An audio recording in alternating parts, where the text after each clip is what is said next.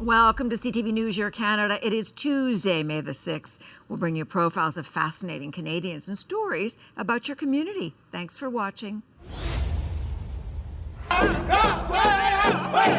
Jenny Shawanok feels a sense of heaviness as she touches a jingle dress that holds the names of missing or murdered Indigenous women and girls. I've seen violence. I've been in communities that are impacted by this directly. I've had family members that are have been victims of violence. Shawanok, a member of the Cree First Nation and Indigenous healer, among those at a ceremony for Red Dress Day at City Hall, marking the National Day of Awareness for Missing and Murdered Indigenous Women and Girls to remember mothers, daughters, grandmothers, aunts, and friends. A lot of us are in mourning, and we will be in mourning until this gets properly addressed, and we needed this day to really bring awareness and attention to it. Hosted by the Ottawa Aboriginal Coalition, the day honors the lives and legacies of Indigenous women, holding each other, hugging each other, and showing kindness, making red dresses, and taking home a tree to plant to always keep them rooted in heart. Hope that we can end this genocide against Indigenous women. Their voices can no longer be heard, but they can be heard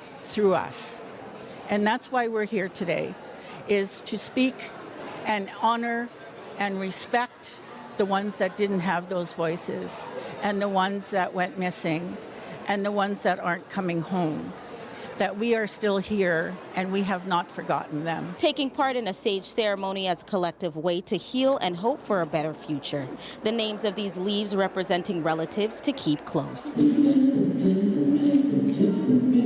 Remembering the lives that could have been.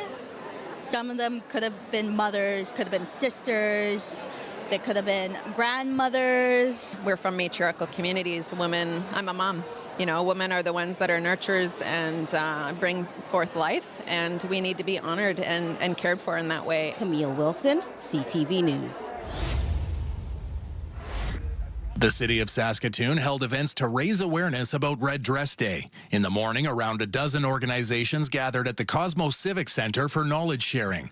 But dealing with the pain of a loved one is an everyday ordeal for some. It is for advocates like myself and our women's group that every day there is missing people. The Assembly of First Nations says Indigenous women make up 16% of all female homicide victims and 11% of missing women cases. When you look today and you look at the organizations that are here and they're all set up and they're bringing awareness back to our community and to their organizations. Students from local schools took part in the event learning about safety, domestic violence, human trafficking, and risk factors. I think for young people like my age, and it kind of makes people more aware of, the surroundings and what's going on in day-to-day life. While human trafficking isn't new, Okemason Seacott says it's never too early to learn. It's been around forever, but the focus has been on the triangle areas of Saskatchewan, Alberta, Manitoba.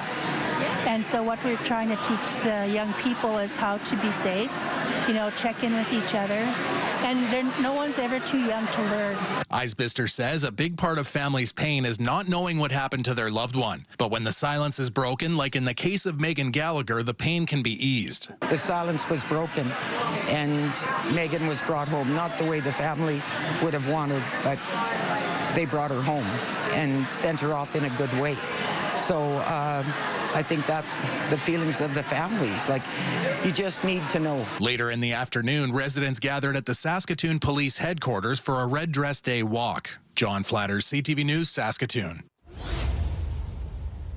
Today, this means everything. It's been decades now since 91-year-old Yoka Lissenberg made a promise that she and her entire family have kept all this time. I go to my grandfather, who became 103, and one Sunday after church, he called us together. And the great-grandchildren and the grandchildren had to promise him that they would always remember the Canadian people and the Canadian soldiers. That promise was a result of Canada's involvement in the liberation of the Netherlands 80 years ago. There came Canadian jeeps, and they took me in the jeep and gave me chocolate. Surrounded by her community, Yoka stood, remembering the way it was before May 5th. Her childhood filled with stories that, until now, she's never been able to share out loud. Fear is the worst. when you get in your bed, and then when you're in your bed and the bell rings and the German come into your house because they know that there must be something going on. 2025 brings the Oak anniversary that serves as an important reminder. We should always remember that our freedom came at a very big price. It's such a honorable day that we should remember it. We should never forget these celebrations and that our veterans fought so hard to give us our freedom. With commemorations happening in both countries, there's proof the ties between Canada and the Netherlands live on, as do the meaningful memories of their shared past. It's the first time at the 5th of May that I remember my father and mother having a dance. Alana Pickrell, CTV News, Petitcodiac, New Brunswick. The signed declaration was described as a bond of enduring friendship between the cities of North Bay, Timmins, and Steenbergen, a Dutch community liberated by the Algonquin Regiment during the Second World War. It's important to show the unity that can be created at a municipal level, at a local level, and how that could, have a long-lasting impact to our communities. The citizens of in the whole of Holland, but also in my municipality, they are very thankful still, because everything was happening in the world. We look back to the past to learn to the future. And as you know, the people who were there at that time, there must be 105 by now. So a lot of them, they don't live anymore. So it's our challenge to pass it over to the next generations. The presentation to honor Liberation Day also included an exchange of gifts and city flags. It was held in North Bay as the city marks a number of milestones. That being our anniversary, our 100th year celebration, 125th of the Algonquin Regiment and 80th of the liberation of the Netherlands, especially by the Canadian Armed Forces. We have to remember and we have to give thanks to those fallen soldiers, and not only the fallen soldiers at the time, but the people that came back. Sandy O'Grady's father was a major in the Algonquin Regiment and was captured as a prisoner of war. His comrades went on to liberate the Netherlands, and she says she was grateful he eventually returned home to his family. They went on to liberate the Netherlands, and Dad spent his time in a prison camp. You don't get to plan these things, but it's just amazing to think that 80 years ago we won that war, and it was Dad and all his buddies. So I'm here for Dad and all his buddies. Additionally, over the weekend, this plaque was unveiled to recognize the original site of the Algonquin Regiment War Memorial, where the names were read of more than 350 soldiers who sacrificed their lives for our freedom. Amanda Hicks, CTV News, North Bay.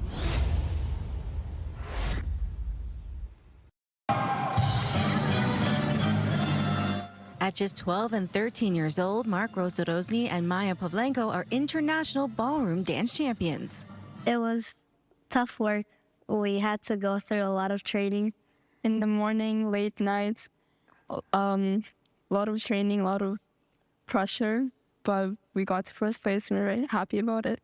The ballroom pair are fresh off a first-place finish in the standard division in the junior under-14 category at the world-renowned Blackpool Dance Festival in the United Kingdom. And after multiple rounds in a variety of different styles, they were crowned champions. It's like waltzes, tango, foxtrots, Viennese waltz, quick step. So you did all of those? Yes, lap dances. Both Mark and Maya say the keys to their success is a combination of practice and a love for their craft. We have to understand each other. Yeah, understand if he's the leader or he is the leader. I have to follow him, whatever he's doing. I kind of have to copy. I have to go after him and not just do my own thing. It's just love, dedication, and many hours, and lots of resources for sure. Now international champions, the winning duos say the big dream is to one day be recognized globally. World championship? Yeah, world championship. We're coming to it. Yeah, we're getting to it. Up next for Mark and Maya is the Canadian National Championship competition in August in Ottawa. Jessica Smith, CTV News. My very first day on the job, I had someone tell me that the only reason I was hired was because I was black and a woman. So that's something that has stayed with me for 27 years. Trina McSween reflects on what it was like for her rising through the ranks of policing. It's something she's hoping to change for the better. The deputy chief is leading the 30 by 30 initiative for London Police. It's a pledge to have women make up 30% of all recruit classes by 2030. It's not tokenism. This is not about ticking boxes. It's about building meaningful, lasting representation. It's not about removing men. It's about building inclusive teams where everyone thrives and where our service better reflects the diverse community which we serve. Right now, 25% of London police are women, compared to 23% of all police in Canada as of 2023, according to LPS. Chief Tai Trong says female officers often bring qualities to the job that set them apart from male counterparts. There's a lot of value for our membership to include and embrace more women in policing. And our frontline officers are dealing with the public every single day. You don't want every officer being the same person. You want different perspectives to connect and respond to the community, because our community is very different. LPS is hosting several outreach events this month. They include dedicated women's information sessions and a recruitment drive. It's about putting words into action. LPS has also launched a social media campaign hoping to entice young women to consider a career in policing. We're really looking forward to having the opportunity to put on those events, as well as mentoring women and answering any questions that they have in terms of the process. And it's really important for me at this level to make sure that any woman that walks in the door of the London Police Service does not have to experience that or have that noise in the back of their head. Brian Bicknell, CTV News. Garage doors of the old Strathcona Farmers Market are usually open every Saturday. It's unusual for the gates to be up on a Sunday. Inside, things have been moved around a bit. It's kind of like school when the one day that you get like the new seating plan and you're like, I'm not buying my friend, what? Despite the different layout, the prospect of having an extra day is exciting for Riley Clausen. Being here for a double day market is huge for us. On the first Sunday the market is open for business, Clausen says it will be easier for patrons to attend. A lot of things happen on Saturdays, weddings, events. So a lot of people, I had my first customer today came up and said, I couldn't make it yesterday. I'm so grateful that we were open today. Would you like a sample? We've been working so hard to get this space activated on a Sunday, and it doesn't just happen overnight. Months of planning have gone into this first two-day weekend. That includes upgraded pipes and infrastructure, which means the layout had to change. Vendors have been reorganized, staff schedules have been split, and more vegetables have been brought in to meet the double demand. It's different than Saturday because we're seeing different people. We're seeing some of our other regular customers, but we're seeing different people. Vendors say the extra day will help the market expand its community footprint, giving more opportunity for people who live further away to visit. They'll be coming in from the West End, from North End, outside of Edmonton. Tourism. It's a beautiful community hub. It warms my heart, actually, to see so many different people. And it's full. Like, it's crowded today. Thank you so much for coming this Sunday. We appreciate you. A new, more relaxed shopping experience that Clausen says her customers already appreciate. Saturdays is a beautiful day. It's a day where a lot of people do shopping. But with Sundays, it's just nice because it's a little bit more easygoing, more intimate. I can have one-on-one conversations. Some time to take things a little slower, the way the weekend should be. Connor Hogg, CTV News, Edmonton. He just looked very distressed, and we spoke to our neighbor, and he had been up there for over 24 hours. Gabrielle Lacoste started knocking on doors when she saw this cat stuck in a tall tree on St. Croix Avenue in Saint Laurent. She also called for help, but The SPCA was overrun, the animal rescue was overrun, they couldn't help us. They referred me to an arborist. I called the arborist, but it was a $500 bill to get the cat down. She knew she had to help. Lacoste says crows were attacking the cat. That's when another neighbor stepped up. I'm a climber, and I'm an iron worker. Jeremy Saint-Ive put on his climbing gear and went up the tree. It was okay with me grabbing him, but then he started hissing and like being scared. I I put my bag in the front first, I put him in. Other neighbors were helping at ground level. In the moment when he was up there, like really high, we're like, yeah, it's stressful. But when the cat, because I climbed up in the ladder to meet it halfway, grabbed the cat while he was like focusing on getting down safely. And then everybody came to the cat. It was just a nice moment. Everybody's petting it, giving it treats. A few of the neighbors around were holding sheets out to make sure that if the cat fell, then he would be safe, he would be caught. That was Sunday night. This morning, yet another neighbor took the cat to a vet to discover he isn't microchipped. He's super sweet and soft, but he's also like, he reacts very like suddenly, but it's normal. I think that's what happens when you get a male feral cat, right? The group is searching social media to see if anyone has reported the cat missing. In the meantime, he's staying with Marie Soleil and family, who've named him Jer Bear, after the climber who shimmied up 20 meters to the rescue with the help of newfound friends. It was really like a community affair, and it was really just people coming together to save this cat. And as for Jer Bear, 8 more lives to go. Christine Long, CTV News. Most unprecedented. There's a turnover down low. It's going to be Singleton, and he scores. Last year wasn't easy for Calgary Canucks captain Bowden Singleton. While the rest of his teammates were battling it out in the Centennial Cup, he was watching from the sidelines. Singleton was injured in the playoffs. His season was over. Yeah, it kind of lights a fire under you. Like you said, missing Centennial Cup, it sucked. Like, I missed out on playing the best hockey in Junior A in the country, playing against those players, and then obviously that experience of playing the Centennial Cup is something special, and all the guys will remember for the rest of their lives. Doherty, Gillard, Bugera, they shoot and score! Singleton does it again! Singleton's been a man on a mission in the 2025 AJHL playoffs. In 13 games, he had 6 goals and 18 assists. This is the 20-year-old's final season with the Canucks, and he was bound and determined not to miss this year's national showdown. I was there, but I wasn't able to experience everything, so this year will be really good. Teammates felt for Singleton last year, but they're glad he'll be able to join them for the ride this time along. Well, we really missed him last year. You know, he would have been a big part in our run in our nationals last year. So it's awesome to have him, and you can see he's excited to go. And Singleton's a difference maker out there. He raises his game when the competition gets harder. I think a guy that can change the game in a minute or in a shift, and he's going to be big in this tournament, and we're looking forward to it. Next year, Singleton is headed to the United States to join the University of Tennessee hockey team. He's excited about that and excited about how he'll end his career with the Canucks. From 3 years ago today, when I came to the program, it's changed a lot. We've won, and I feel like the Calgary Canucks organization took a turn for the better, and have turned a new page, a new chapter. So it's super exciting to go out this way.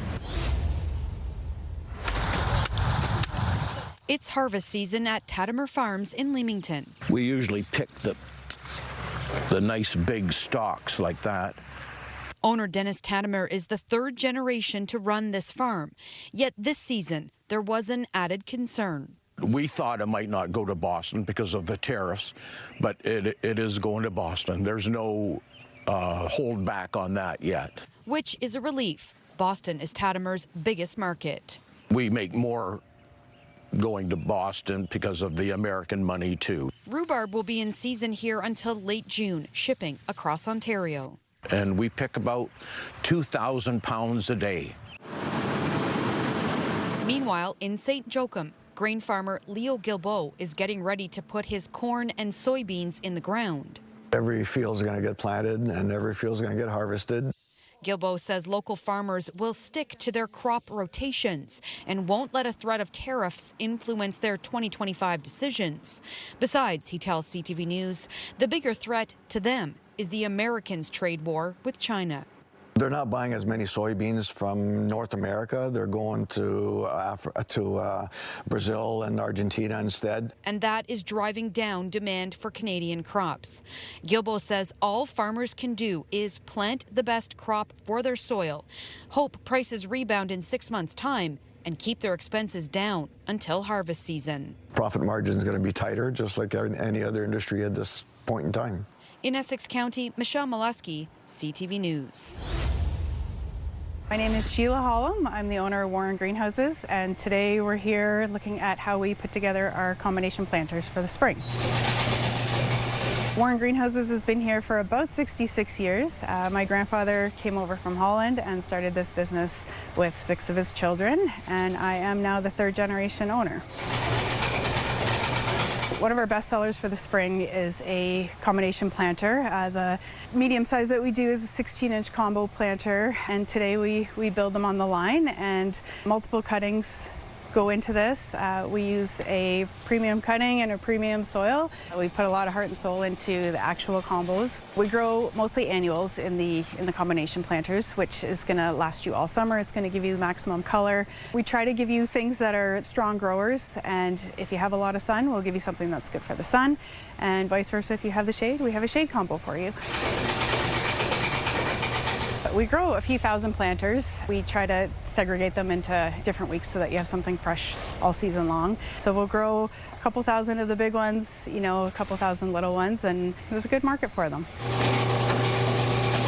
We start planting the combos early March, and these ones specifically are geared for Mother's Day sales. So we do sell a lot of combinations, hanging baskets and planters for Mother's Day. It makes a great gift. It's a pretty good few weeks, and then each week we treat them differently. So we'll space them, we'll move them, we'll pinch them, we'll move them into different temperature locations that we can control a little easier. We water them by hand, we move them onto dripper. So there's a lot that goes into it over the season.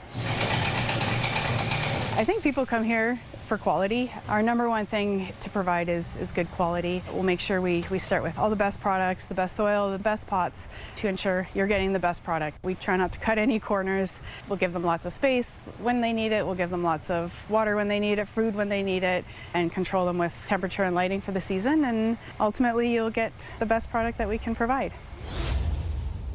Good to see you. To appreciate why this pair is preparing to board a plane, Okay, let's get you prepped. you need to know what Colleen Goddard recently told her 13 grandchildren. I love you all, my grandchildren, just equally. But only you has a plane. But only her grandson, Ryan Goddard, had just crossed earning a pilot's license off his bucket list. There's a lot of people that want to go flying, but I don't know if anyone else deserves to go flying more than my grandma.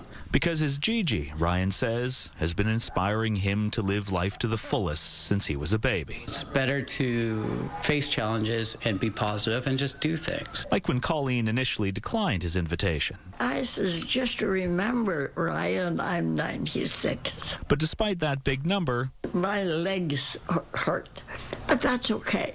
Eventually decided to not have an even bigger regret.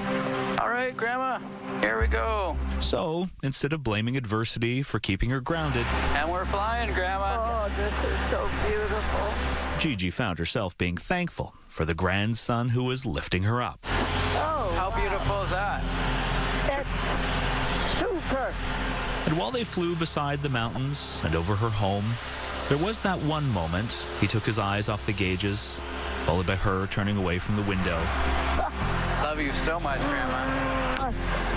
And they both appreciated the most inspiring perspective of all. I can't believe that I'm so lucky. Me too. That's exactly how I feel too. And after they landed, A little bumpy, Grandma. Sorry about that. Beautifully done. the 96-year-old reflected on living through life's inevitable tailwinds and turbulence. The downs don't matter that much because you can't change them. We can change ourselves.